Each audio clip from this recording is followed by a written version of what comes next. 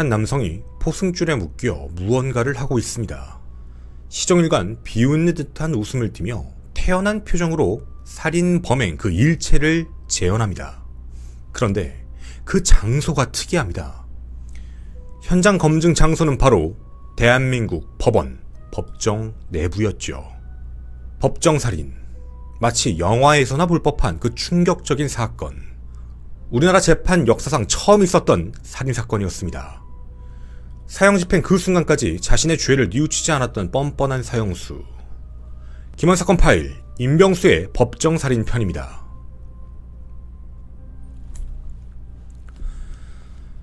안녕하십니까. 전국 유튜브 독자 여러분, 아프리카TV 시청자 여러분, 김원입니다. 때는 1974년 10월 17일, 장소는 영등포 지원 제1호 법정이었습니다. 당시 재판에 다른 피고인들, 범죄자들과 약 20명 함께 그 안에 들어와 맨 뒷줄에 앉아 자신의 재판 차례를 기다리고 있던 임병석. 그의 차례가 된 건 오후 3시 30분경이었습니다. 피고인석에 앉아 심리가 시작되었죠. 헌데 혹시 여러분은 알고 계신가요?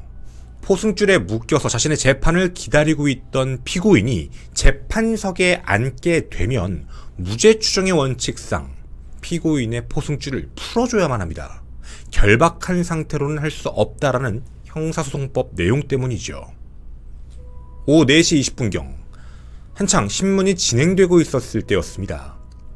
검사님이 임병석에게 한 가지를 질문하게 되죠. 이 협박 편지 당신이 보낸 게 맞는 거냐? 최초로 공개합니다. 실제 협박 편지 내용입니다. 재판이 있기 약 4개월 전인 1974년 6월, 서울구치소에 수감되어 있었던 임병석은 한 장의 편지를 보내게 되는데요. 잘 들어라. 내가 무기징역을 받았다고 해서 교도소에서 영영 썩어 없어질 줄 아느냐. 모범수가 되어서 넉넉 잡고 10년이면 내 놈을 보게 될 터이니 그때는 너의 가족을 전멸시켜서 뼛속 마디마디에 맺힌 한을 풀겠으니 각오해라. 임병석은 이 편지를 같은 구치소 감방에 수감되었다가 출감하는 그 지인에게 전달을 하며 6월 9일 한 남성에게 보냈습니다. 결국 살인협박 혐의로 그렇게 재판에 또 서게 된 무기수 임병석. 근데 임병석은 재판 도중 그런 사실이 없다라고 완강히 부인합니다. 아니, 이거 필적 내 거 아니라니깐요? 라는 주장을 했죠. 하지만 재판부도 검사도 아니, 이거 당신이 쓰는 필적하고 일치한다 라며 옥신각신하고 있던 상태였습니다. 그런데요, 피고인석에 앉아 있었던 임병석이 갑자기 뛰쳐나옵니다. 헌데 손이 자유롭습니다. 한쪽 손에는 날카로운 줄칼까지 들고 있었죠. 먼저 검사님이 계신 검사석 쪽으로 뛰어갑니다. 놀란 검사 측이 몸을 피하자 그 다음은 재판장석으로 돌진했죠. 그 상황을 봤던 판사는 법정 출입문 밖으로 이미 몸을 피한 상태였습니다.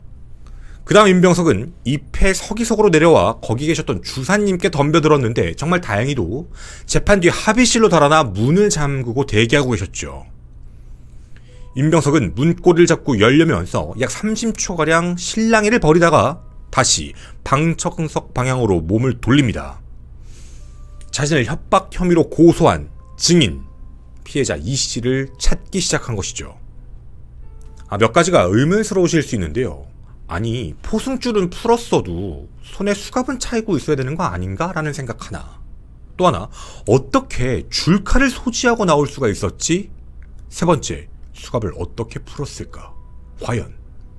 마지막, 당시 재판 법정에 있었던 교도관들도 있었을 텐데, 경찰들도 있었을 텐데 왜 제지하지 못했을까라는 문제였습니다. 당시 임병석이 이런 난리를 폈을 때 교도관들은 나머지 피의자가 문제였습니다. 총 20명이 함께 들어와 있다라고 말씀을 드렸죠.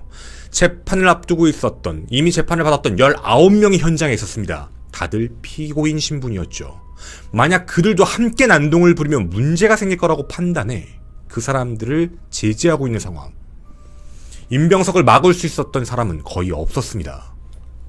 그렇게 줄칼을 들고 위협을 했던 임병석은 이내 증인 이씨를 찾아 나섭니다. 증인 이씨는 그 난리법석에 법정문으로 나가 옆 법정 입구 쪽에 웅크리고 있었죠. 그걸 보자마자 임병석은 줄칼로 끔찍하게 살해합니다. 살인을 마친 임병석은 법원 서쪽문으로 나와 높이 1.2m의 블록을 넘어 한 건물에 들어가 화장실에서 경찰과 대치를 하게 되죠. 약 1시간 정도 대치를 한 이후에 자수를 하게 됐습니다. 자, 이것이 바로 대한민국 역사상 초유의 사태, 법정살인 그날의 모습이었습니다. 참 많은 의문점들이 생깁니다. 그는 왜 무기수였고 무기수 신분에 왜 피해자 이씨를 협박했는지에 대한 문제, 그리고 왜 이걸 막을 수가 없었는가에 대한 의혹들. 저희는 국가기록원을 통해 당시 실제 사건의 판결문들을 전부 입수할 수 있었습니다. 임병석은 전과 기록도 있었던 자였습니다. 특히 폭력 같은 행위였죠. 그는 1969년부터 평택에 있는 한 택시 운전으로 일을 하고 있었는데요. 1970년 2월 하순경 당시 나이 24세 여성 이씨를 만나 교제를 하기 시작합니다.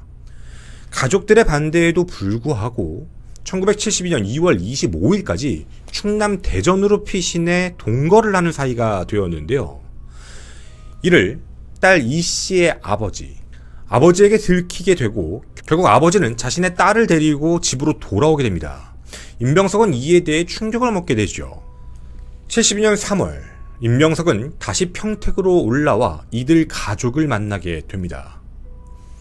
바로 이씨의 아버지와 어머니를 만난 것이죠. 딸을 돌려달라 라며 소재를 따지게 됩니다. 그런데 그때 당연히 알려줄 수가 없었습니다.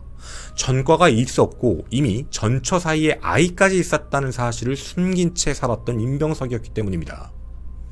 하지만 임병석은 자신이 원하는 대로 위치를 알려주지 않자 분노를 했고 결국 이씨의 어머니인 방씨를 현장에서 폭행해 구속 입건, 그렇게 1년간 복역을 하게 되었죠. 임병석은 계속 원한만 품고 있었습니다. 출소를 했던 이튿날 저녁 7시 다시 그 현장, 그 집을 향하게 됩니다. 집 앞에 있는 한 다방에서 다시 부모를 만나 딸을 돌려달라 재결합을 요구했는데 또다시 거절당하게 되었죠. 어떤 부모도 인정하긴 쉽지 않았을 겁니다. 그때 임병석은 생각을 바꿉니다. 죽여야겠다. 그날 밤 새벽 3시 30분 임병석은 집을 향해 갑니다. 담장을 넘고 들어간 뒤 서쪽 마루 밑에 있는 잠바를 주섬주섬 주워입고 구두 같은 것도 벗어놓은 상태로 그쪽에 보였던 소형 도끼를 찾아내게 되죠. 집안에서 땔감을 뗄 때 썼던 작은 도끼였습니다. 그 도끼를 들고 안방으로 침입한 임병석. 그런데 잠을 자고 있던 한 여성이 인기척에 놀라 깨게 됩니다. 그 여성은 바로 이씨의 여동생, 당시 나이 18세였습니다. 여동생이 깨서 놀라자 그걸 본 임병석은 도끼로 머리를 이래 내리쳤습니다. 그 소리에 같이 잠을 자고 있던 할머니까지 깼는데요. 깬 그 할머니의 머리까지 또다시 1회 내리쳤죠. 그렇게 안방에서 일순간 2명을 공격했습니다. 하지만 그가 누군지 이들은 알고 있었습니다. 첫째 딸을 계속 내놓으라고 공격을 가했던 임병석. 분명 그대로 내비두면 문제가 더 커질 거라고 판단했던 할머니와 여동생은 마루로 나가고 있는 임병석의 다리를 다시 잡게 됩니다. 그러자 그는 다시 한 번씩 각각 1회씩 머리를 내리쳤습니다. 건너방에서 잠을 자고 있던 어머니가 깜짝 놀라 그 참상을 목격하게 되었죠. 우선 임병석의 침입을 막아야 했습니다. 건너방의 방문 문고리를 잡고 그 앞에서 버티고 계셨던 거였죠. 임병석은 피도 눈물도 없었습니다. 잡아 끌며 도끼로 머리를 2회 내리쳤죠. 방문을 열기 위해서였습니다. 하지만 주변이 점점 소란스러워지기 시작했고 저항에 못 이겨 그렇게 도주를 하게 됩니다. 결국 이 사건으로 여동생 이씨와 어머니는 전치 6주 살인 미수 혐의로 기소가 됐고 안타깝게도 할머니는 돌아가시게 되었습니다. 당연히 살인 혐의였죠.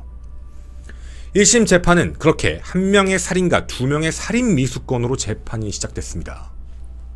임병석을 만났고 임병석은 잊지 못하고 결국 그 가족을 공격하기 시작했고, 결국 자신의 여동생과 어머니는 엄청난 피해를 입었으며 할머니까지 돌아가시는 상황이었습니다.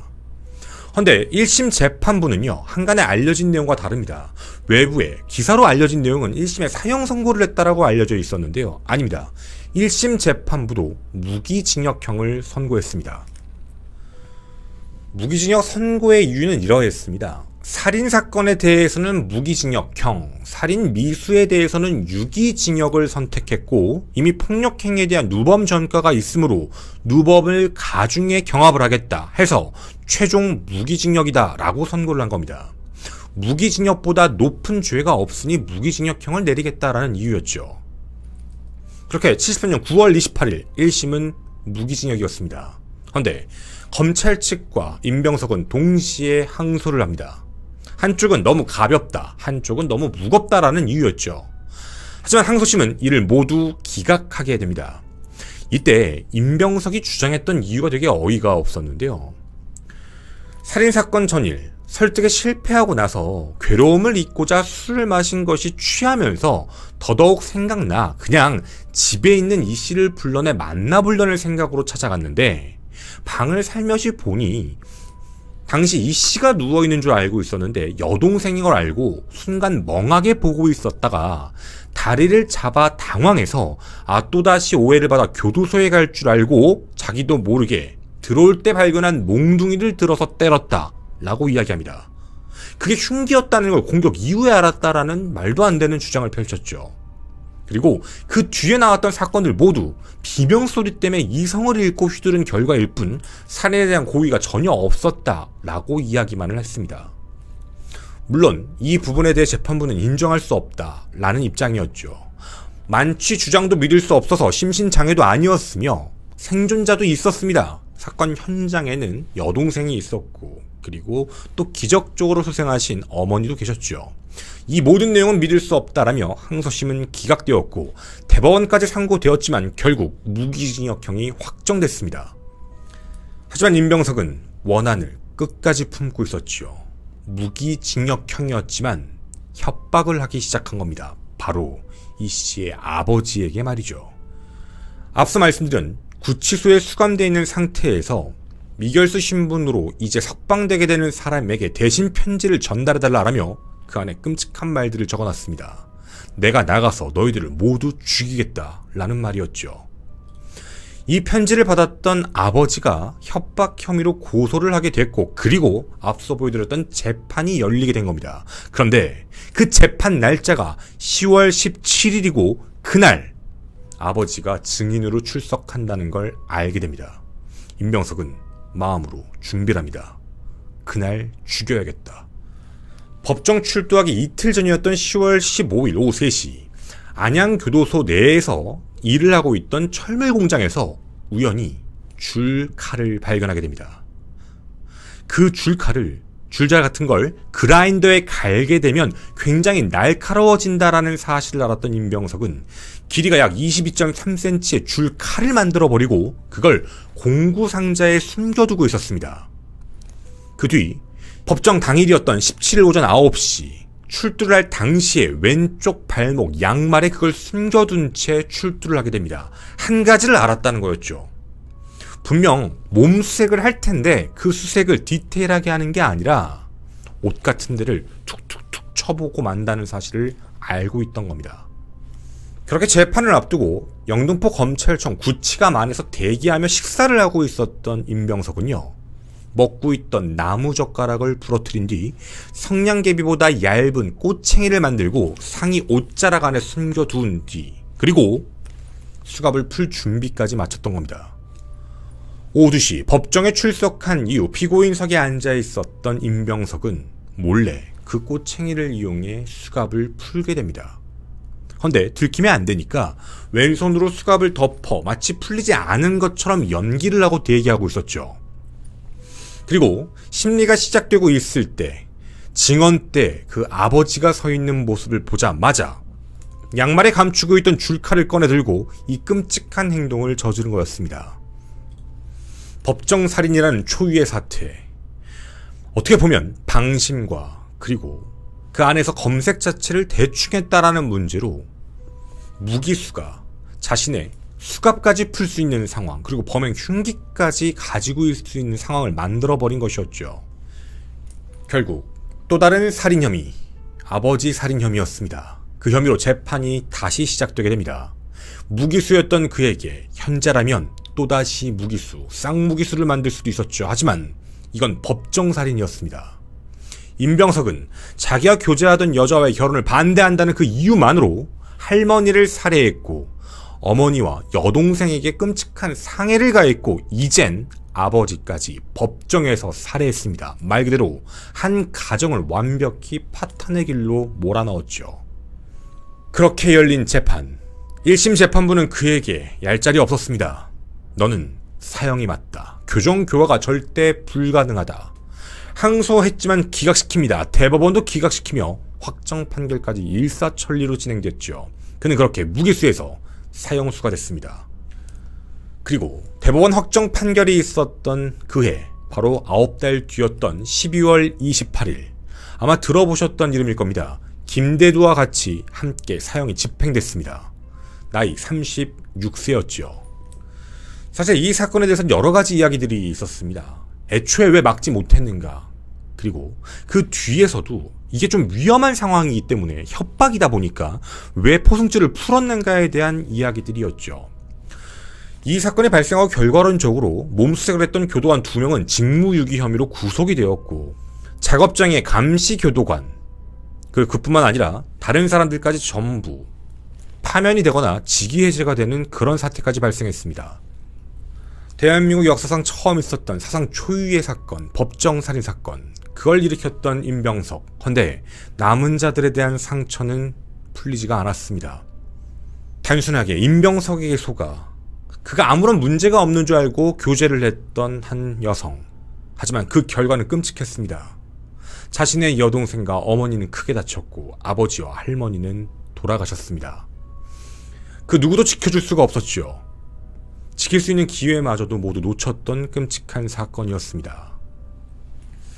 2024년 저에겐 이런 이야기들이 많이 들어왔습니다. 교제살인, 명칭이 참 이상하지요. 스토킹살인, 이런 사건이 과거에는 없었는가? 아니요, 과거에도 지금도 수십 년이 지났지만 비슷한 결과들이 나타납니다. 괜찮을 거다, 별 문제가 없을 거다, 살해 협박까지 보냈지만 분리시켜 재판을 진행하지도 않았던 것. 현재도 크게 바뀌지 않았던 문제였죠. 오랜 시간 동안 수많은 전문가들이 바꿔야 한다라고 주장을 했던 것들. 하지만 이상할 정도로 피고인, 가해자의 인권은 늘 지켜져 왔습니다. 피고인의 신체를 구속하지 못하도록 하는 규정. 그건 지금도 유효하니 말이죠. 사상 초유의 사건이었던 임병석 살인사건. 여러분은 어떻게 들으셨나요? 2024년 현재 약 50년이 지났습니다. 지금은 바뀐 게 있을까요? 저는 김원 사건 파일의 김원이었습니다. 감사합니다. 네, 뒷이야기 가겠습니다. 사실 이 문제에 대해서는 당시에는요, 모든 여론들이 이제 뭐 교도관과 관련되어 있는 내용들을 많이 얘기를 했어요. 물론 업무 태만에 대해서 완벽하게 자유로울 수 있다라고 얘기할 수는 없죠. 잘못된 건 맞으니까. 근데 요즘 시대에서 바라보면 좀 얘기가 달라지는 경우들도 있어요. 이때 당시에 교도관 한 명이 100명의 재소자를 관리했대요. 그러니까 이제 어떻게 보면 이제 그분들의 항변일 수도 있는데, 그 교도소 내에서 교정교화의 목적으로 그 직업교육을 시켜요. 직업교육도 시키면서 뭐 이것저것 배치를 해서 하게 되는데, 한 명이 100명을 관리하다 보니까 사실상 당시에는 인력에 대한 문제들이 계속 나오고 있었던 상황이었는데, 그 부분이 제대로 고쳐지지가 않았던 거였죠. 그리고 이 사건이 발생한 이후에 조금 더 그 규정에 대한 부분이 깐깐해졌다라고는 들었어요. 그 수색도 그렇고. 근데 그것도요, 제가 듣기로는 인권위에서도 제동을 건 걸로 알고 있어요. 그러니까 인권에 대한 문제를 완전히 부정하는 건 아닌데, 맞아요. 법에서 바라볼 때, 그러니까 법이죠. 확정 판결을 받기 전까지는 무죄 추정의 원칙이라고 하잖아요. 1심 때 아무리 무기징역이나 유기징역형이 나왔다 치더라도 항소를 하게 되면 어쨌든 무죄 추정의 원칙으로 바라봐야 되는 거니까. 무죄 추정의 원칙상 무언가를 할 수 없다라는 이야기들이 너무 많으니까. 근데 저는 이런 부분들을 부정하는 건 절대 아니에요. 근데 우리가 꼭 한 가지 알아야 될 부분이 뭐가 있냐면, 그 피고인들에 대한 인권, 가해자의 인권인 거죠. 가해자들에 대한 인권에 대한 문제는 진짜 시대가 지나면 지날수록 점차 발전을 해왔거든요. 어마어마할 정도로. 정말 많이 발전했어요. 제가 봐도. 엄청 많이 지켜주거든요. 요즘에도, 그러니까 옛날에도 교도관분들이 그런 토로를 했다라고 했잖아요. 지금도 많이 토로를 하세요. 지금은 뭘 할 수가 없으니까. 뭐만 했다 하면 민원 신고하고, 막 고소하고, 막 협박하고, 막 이러니까 뭘 하기도 힘든 상황인 건데, 결과론적으로는 바뀐 부분이라고 하면 가해자의 인권에 대한 부분들은 너무너무 좋아지게 바뀐 상황이지만, 교도관들의 행정적인 문제들에 대해서는 어떻게 보면 발전했다고 보기도 힘들고, 특히 피해자 입장에서 바라봤을 때, 피해자나 혹은 이제 사망사건이면 유가족 입장에서 바라봤을 때 그들에 대한 인권이 바뀌었다라는 거는 없어요. 제가 오늘 이 이야기를 왜 드렸냐면, 50년의 시간이 지났죠. 발전한 부분들은 여러 가지가 있을 거예요. 근데 유독 눈에 띄는 부분들 중에 하나는 참 피고인에 대한 보호에 대한 문제였죠. 제가 내일 라이브 방송에서, 그러니까 지금 유튜브에 올라가는 영상 아닙니다. 유튜브는 다음 영상이고요. 라이브는 24년 6월 7일이겠죠. 6월 6일이겠죠. 아마 이 영상을 보시는 유튜버 분들은 이미 그 날짜가 지난 상황이고 저는 이미 촬영 끝냈을 텐데, 제가 이전에 있었던 또 한 사건에 대한 이야기를 CCTV 실제 영상과 함께 공개를 하려고 해요. 유가족 동의를 받았고, 전 처음에 말렸지만 그 마음을 충분히 이해했고, 지금도 이런 사건들에 대해서 대한민국 법은 피해자들에 대한, 혹은 피해자의 가족, 유가족에 대한 권리를 엄청나게 많이 갉아먹고 있어요. 사실상 어떤 추세냐면요, 이런 느낌이라고 보시면 돼요. 경찰 조사를 받으면요, 알려주세요. 검찰 가서 들으세요. 검찰 가잖아요. 재판할 때 들으세요. 재판 때 자료 달라고 하면요, 재판 끝나고 받으세요. 재판 끝나면 자동 신청, 자동 주는 게 아니에요. 신청을 또 해야 돼요. 뭐 민사를 걸든 뭘 또 걸어서 또 그 다음에 받아내야 돼요. 시간이 엄청 오래 걸리죠. 제가 얘기해드릴 다음 사건 뭐냐고요? 여러분의 머릿속에도 기억나실 거예요. 막대기사 엽기살인 사건, 서대문구에서 발생했던, 몇 년 전에 기억나시는 분들 계실 겁니다. 그 행위가 너무 가혹해서. 그걸 왜 또 하는데? 이제서야 CCTV를 받으셨어요. 사건 현장. 그동안 알려주지도 않고 보여주지도 않아서. 근데 그 영상을 보시고 충격을 먹으신 다음 저에게 연락을 주셨어요. 다시 세상 사람들에게 알려달라고. 왜요? 판결문하고 내용이 달라요. 경찰은 거짓말했고요, 검찰과 재판부는 왜 그렇게 판단했는지 모르겠어요. 이거요? 왜 이제 하냐고요? 이제 줬으니까요. 안 준다고요. 이제 소송 걸고 뭐 하고 해서 드디어 받아낸 거예요. 유가족이, 자신의 그 가족이 살인 피해자가 됐는데 살인 피해자에 대한 부분의 자료를 공개해달라는 청구가 이제서야 끝난 거예요. 그리고 그 내용을 봤더니 기가 막힌 거죠.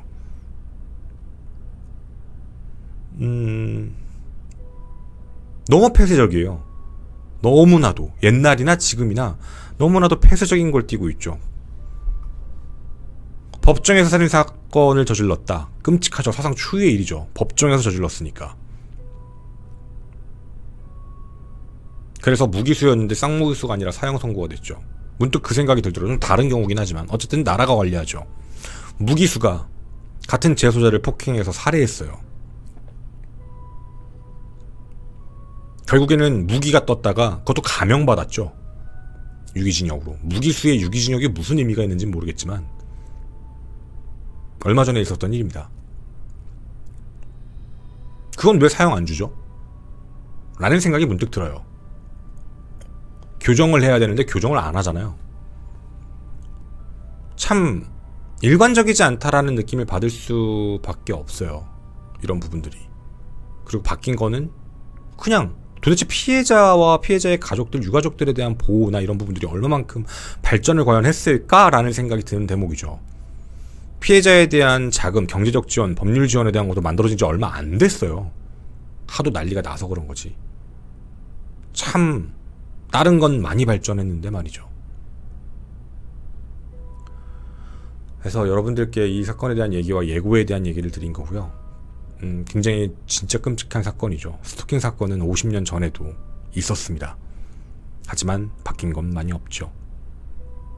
다음 사건 영상을 많이 또 기억해 주셨으면 좋겠습니다. 감사합니다.